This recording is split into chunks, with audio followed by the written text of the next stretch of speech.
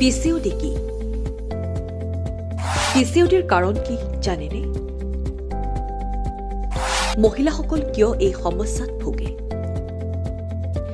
বৰ্তমান সময়ত মহিলাসকলৰ ক্ষেত্ৰত হোৱা এক সমস্যা হৈছে পিচিঅ'ডি। মহিলাসকলৰ গৰ্ভস্থলীৰ ওচৰত থকা ডিম্বাণুত কিছু চিষ্ট অৰ্থাৎ সৰু সৰু টেমুনাৰ দৰে হয়। বৰ্তমান সময়ত বহু মহিলাই এই অসুবিধাৰ সন্মুখীন হোৱা দেখিবলৈ পোৱা যায়। চিকিৎসকসকলৰ মতে প্ৰতি 10 গৰাকীৰ ভিতৰত 3 গৰাকী মহিলাই এই ৰোগ বা এই সমস্যাত ভোগা দেখা যায়। এই ৰোগৰ কোনো বয়সৰ সময়সীমা নাই। 10 বছৰীয়া শিশুৰ পৰা আৰম্ভ কৰি প্ৰাপ্ত বয়স্কজনলৈ এই ৰোগত আক্ৰান্ত হোৱা দেখা যায়। বৰ্তমান সময়ত 20-33% কম বয়সীয়া মহিলাই এই সমস্যাৰ ভুক্তভোগী। বিয়াৰ পাছত এনে মহিলা সন্তানহীনতাৰ সমস্যাটো ভোগা দেখা যায়। পিচিঅ'ডিৰ কাৰণ কি? পিচিঅ'ডিৰ প্ৰধান কাৰণ বুলি ক'বলৈ গ'লে হৰমনৰ ভাৰসাম্যহীনতাৰ বাবে এই অসুবিধাৰ সন্মুখীন হয়।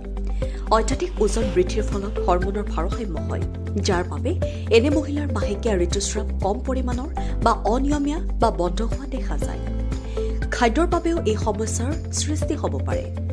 পিচিঅ'ডিৰ লক্ষণসমূহ হৈছে মাহেকীয়াৰ অনিয়ম পিচিঅ'ডিৰ এটা প্ৰধান লক্ষণ।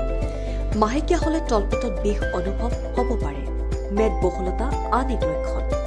90% পিচিঅ'ডিত আক্ৰান্ত মহিলাই মেদবহুলতাৰ বাবে এই সমস্যা হোৱা দেখা যায়। মুখত শালমইনা ওলাব পাৰে, পুৰুষৰ দৰে নোম গজিব পাৰে।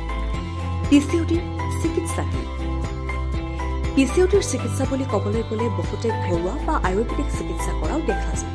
কিন্তু চিকিৎসাৰ মতে পিচিঅ'ডিৰ পৰা পৰিত্ৰাণৰ এটা গুৰুত্বপূৰ্ণ উপায় হৈছে ওজন হ্ৰাস কৰা। মহিলাগৰাকীৰ ওজন যদি 5ৰ পৰা 10% কমাব পৰা যায়, তেতিয়া এই সমস্যাৰ পৰা পৰিত্ৰাণ পাব পাৰিব। News desk report, NDTV।